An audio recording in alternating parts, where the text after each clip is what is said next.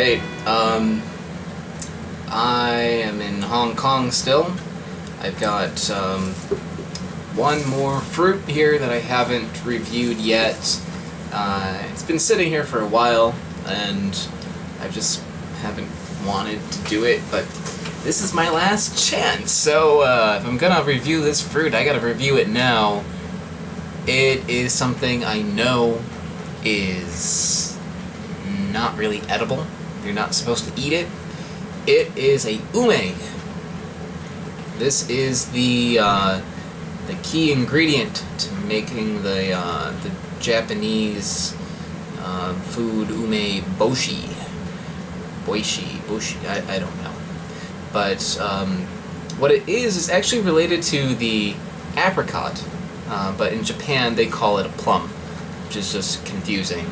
On its own, you can't eat it straight. I mean, you can, it just doesn't taste good. At least I'm pretty sure it doesn't taste good. It doesn't look like it's going to taste good, and I've never heard of anyone actually just eating it straight. So of course I'm going to eat it straight. How people normally eat it is it's pickled. So umeboshi is a pickled plum product, and you can get it in like a sticky rice sort of deal. I've had the regular umeboshi, and I really don't like it. I know a lot of people really love it, and there's so many like different grades of plum or apricot. I'm just gonna call it ume. There's so many grades of different types of ume. Some are like really expensive. Some are cheap. Like people are really picky about it. Me, I think it just tastes like you're eating salt. It's just like so salty. I had to spit it out when I ate it. So that might just be my taste buds, but I don't like umeboshi. I'm assuming that because nobody eats this, I'm going to like this even less. One thing I can say right now is it's rock hard. I don't know if this is underripe or not. It might be, but this is how it's sold if you're going to make the plums, or the pickled plums. So maybe it would get softer in time, maybe it will taste good in time, but right now it looks unripe. I just think if I took a bite out of it, I'd probably break my teeth, so I'm going to cut off a little sliver of it and just start with that.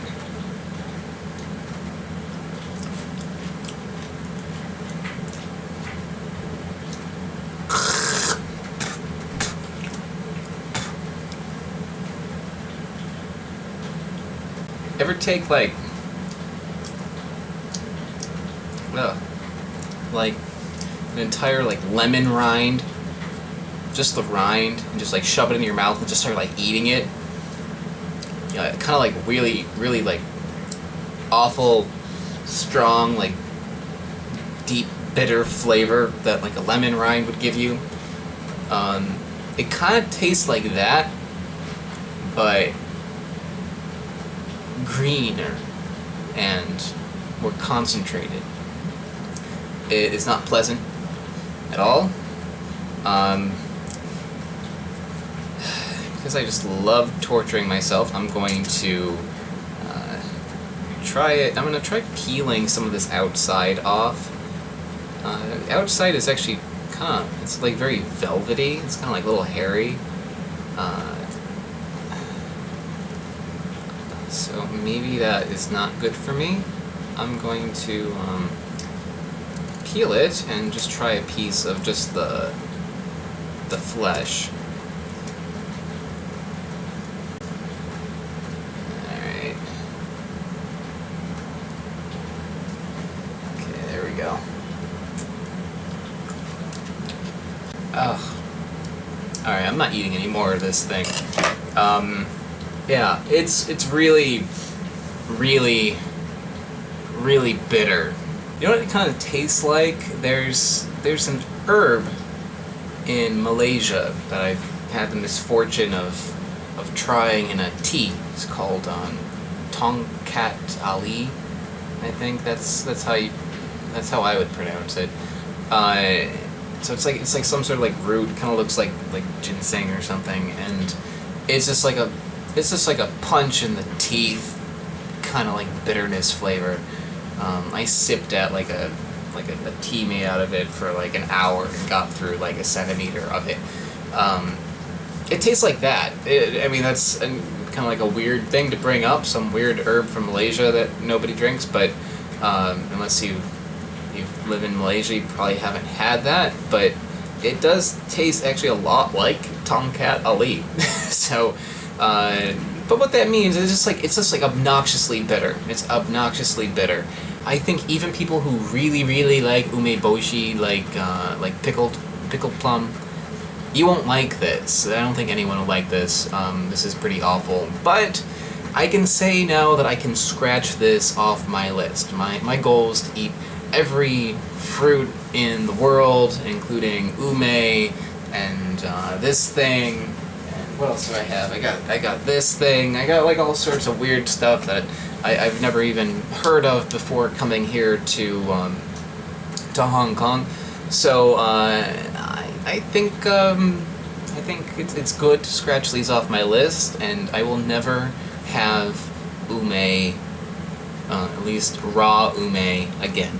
Holy crap! I'm back in New York City, and I'm going to review umeboshi or umeboshi. I've done the fresh review, which is something I pointed out is not edible. So I just wanted to try this again. Now I've had this before. Oh god, that smells. I'm gonna cover this until I eat it. Well, while I'm talking, I'm gonna keep this shut because this smells bad. I don't like them. At least last time I had it, I didn't like it. It's been a while. It's been probably 3 or 4 years since I've had umeboshi. So maybe I've changed my mind. Probably not. The problem with them is that they're extremely salty and sour. Normally how they're eaten is you eat them with rice, or sometimes they put it in sushi. To give you a little bit more information about umeboshi, how they make them is they actually do pick the plums or the apricots before they're ripe. So the thing that I ate before is unripe. That's how they sell them, because that's how they pickle them. You pick the green fruits, and then you alternate drying them in the sun and salting them. So they'll put them out in the sun and then salt them at night and go back and forth. At least that's what I read on Wikipedia. They also use a leaf with it that's supposed to give it like a little bit of like a red color and more flavor. It's called a perilla leaf. I might be saying that wrong. The ingredients say salted plum and salt, high fructose corn syrup, sugar, perilla juice, malt syrup, ethyl alcohol, salt, MSG, honey, citric acid, and thiamine hydrochloride. So these are preserved with some other crap too, probably to make them more like shelf stable. But traditionally I think they're just pickled with salt and perilla leaves. So here it is, and that smell. It smells like dried, like if you took like a dried apricot and just like doused it with like alcohol, salt, lemons, and chemicals. That's kind of what it smells like.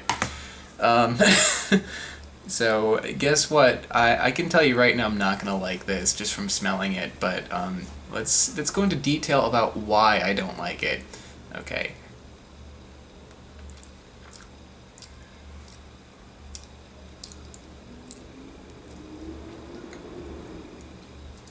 Oh, salty. So salty. And sour. Oh, it has like this really like nasty kind of texture to it. The outside is still kind of like velvety and like it's got like that kind of like apricot fuzz on it. It's like this hairy skin that just like when you bite into it just kind of like gives away into like this mushy snotty, stringy kind of texture inside. Like, I don't know. It's bad. And every bite is just like a slap in the face with a salt lick. I mean, it's meant to be eaten with rice or like sushi, and I think like if you used it in that sense, like if I took like a whole plate of rice and mixed this in there, it would be okay. You know, I think that it could add to it, okay? So I'm not gonna like just completely knock umeboshi. If you like these, I can understand why. It does have like a very sour and salty flavor, which is good, but not concentrated like this, in my opinion. I know some people, they'll just like pop these things and they love it. Me, I can't imagine like enjoying eating this. But if I were to take this and put it in like a rice dish, like make fried rice and just like cut this up and put it in there, it would be okay. They make this thing, I'm probably gonna say it wrong, onigiri, which is like a rice ball sort of thing. So it's like sticky rice with like a little umeboshi in the middle. And that for me is like too much, because then you're just getting like a concentrated little ball of salt in the middle. For me, I think if you spread it out over the dish, I would probably like this, but having it just like all at once it's too strong for me. So sorry if you like it. I can see where you're coming from with it. It is certainly a bajillion times better than eating it unripe and raw. Okay, so that's, you know, I can see some use for this. For the raw stuff, no. That was just silly. Alright, well that's all I have to say about ume and umeboshi, but I hope you enjoyed watching me eat something that I don't really like. And I'm back in New York now, so I'm going to be seeing what else I can find here.